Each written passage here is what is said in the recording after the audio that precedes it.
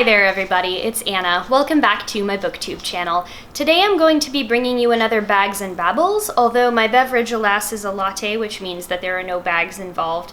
No tea bags, just coffee cups, I suppose. So I thought that for this week's video, I would go ahead and do a sort of mid-month check-in of my April TBR, the things that I mentioned in my previous April Reads video that I have finished reading, a few recent books that I've acquired, and what I'm hoping to read next throughout this month. So let's go ahead and get into the books that I have completed this month. First off, I finished Squier by Tamora Pierce. This is the third book in the Protector of the Small series.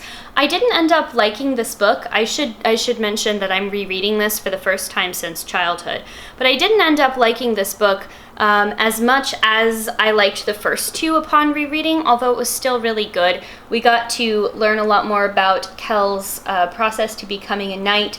This is where the famous trial of the ordeal happens, and I do remember that scene very fondly, and yeah, I really enjoyed it, that one, as much as I did as when I was a kid. Okay. Next up, I finished reading Dread Nation by Justina Ireland. This is a young adult alternate historical fiction that is set in the years just after the American Civil War. It follows the main character of Jane, who is being trained in this combat school for young African-American women because after the Battle of Gettysburg, the dead have started to rise and overtake the colonies and states and such of the living.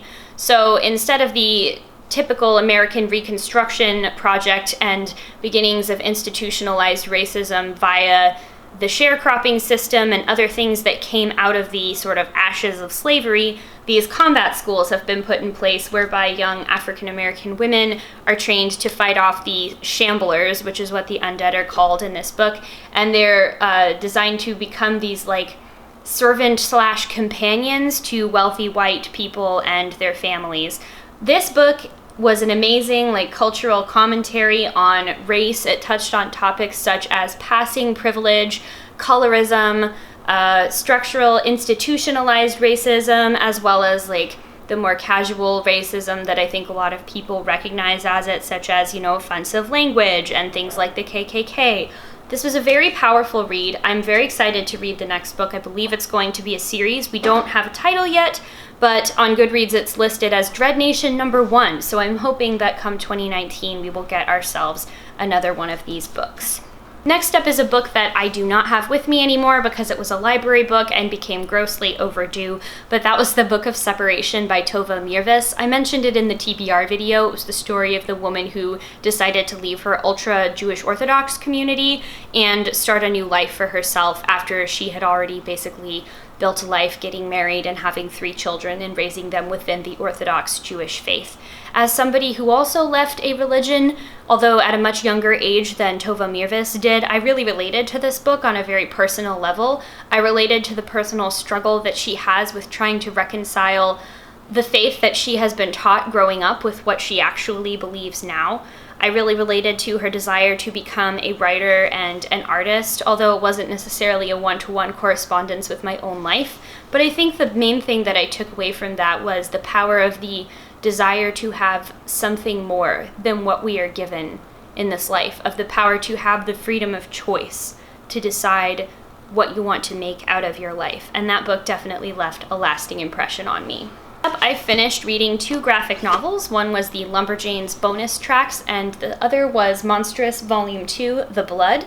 I've already said some pieces about these books in previous videos, so I will go ahead and leave that on a card if you'd like to learn more about those, but I enjoyed them just as much as I intended to. Okay, gonna skip ahead one to talk about the conclusion of Nnedi Okorafor's Binti Trilogy. This is Binti the Night Masquerade, and honestly, as much as I enjoyed Nnedi Okorafor's writing in this one, as I usually do, I felt that the story, especially as the conclusion to a trilogy that I've loved and been anticipating for a long time, kind of let me down a little bit. It seemed like there were a lot of loose ends that were all tied up rather hastily. I don't think that this book really was all that I had hoped it to be, but it was still good. It was like a solid 3 out of 5 for me. It wasn't bad by any means. I think that it just, everything that the book series had been building up to fell a little bit flat for me.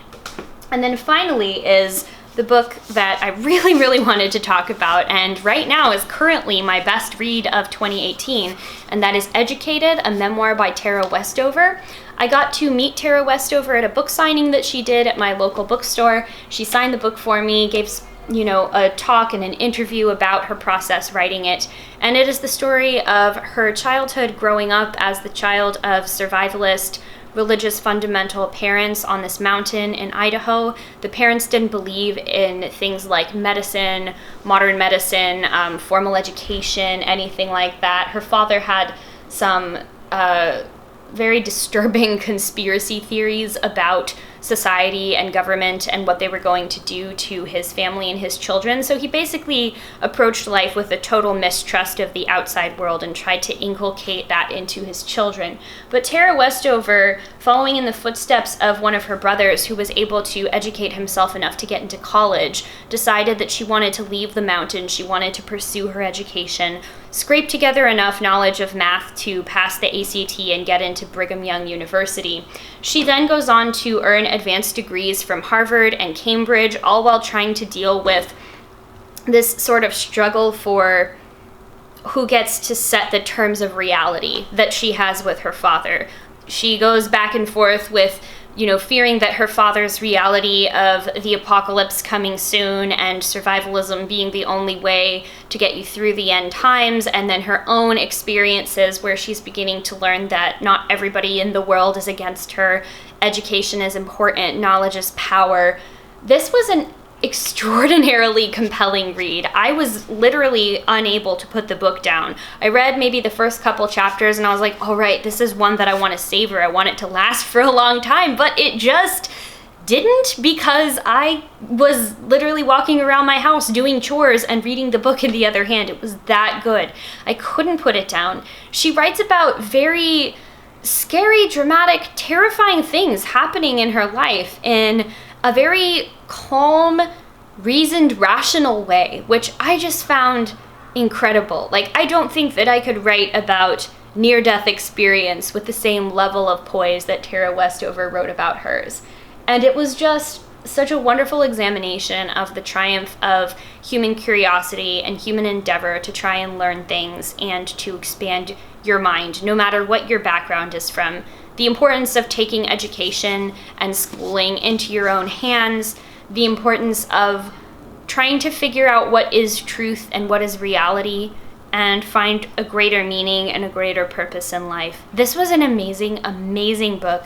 There are some trigger warnings in it for abuse. She has a very violent, verbally and physically abusive brother, and then because her father basically doesn't believe in safety practices, there's some trigger warnings, I guess, if you don't really want to read descriptions of sort of gruesome things that happen as the result of accidents. Aware of that going in if that's something that's going to bother you, but otherwise I would highly, highly recommend that everybody read this book. And again, that is Educated, a memoir by Tara Westover. Okay, so in the interest of this video not being too long, I will try to go through the books that I have recently acquired.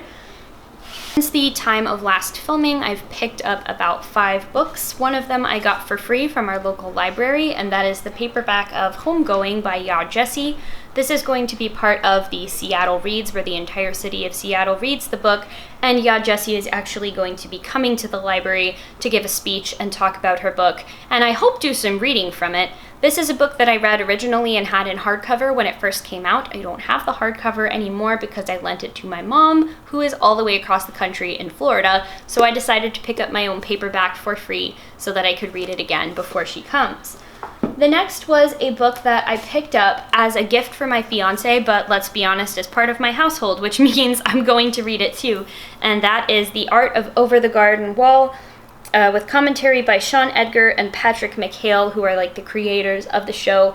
This takes the entire history and development of the show from its original pitch through the art design, and I really love this. You get very up close, in-depth illustrations of what the characters look like, the scenery, their plans for storyboarding, and doing all sorts of things. I've had my eyes on this book for a really long time, and I'm very happy that it has joined my shelves. Okay, next is my April book of the month, and that is Cersei by Madeline Miller. As you know from watching previous videos of mine, I recently read her first novel, The Song of Achilles, which I cannot believe it took me as long as it did to read that, because that book was amazing. And I would like to give a special shout out to Sophia from Fictional Lives for continuing to talk about that book on her channel, because I don't think that I would have actually been moved to pick it up without hearing her hype it up so much, and it is 100% worth it.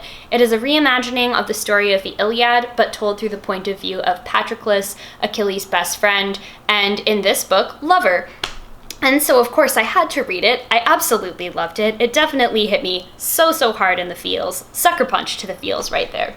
So this is Madeline Miller's take on the myth of Cersei, who, if you're not familiar, she appears in the Homerian epic, The Odyssey, and she is this sort of enchantress, witch. I'm not sure what you really want to call her. I think Madeline Miller is going to challenge that assumption a little bit.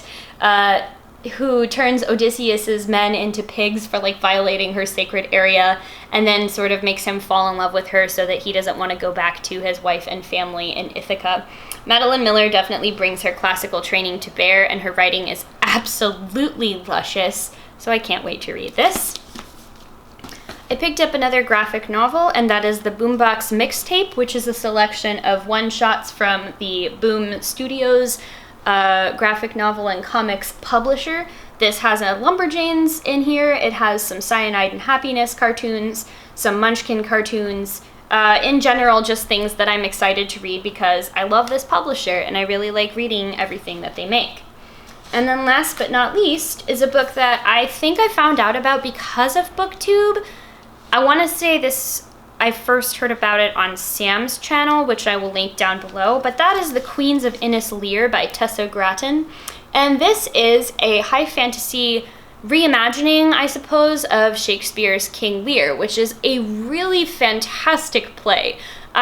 If you've never read a Shakespeare play, I wouldn't necessarily recommend that you start with it, but if you're a little bit familiar with the way that he writes, please do yourself a favor and go read it, because the language is so powerful, and I'm just really excited to get that retold through the lens of high fantasy. When I do actually get around to reading it, I will be sure to share my thoughts on that.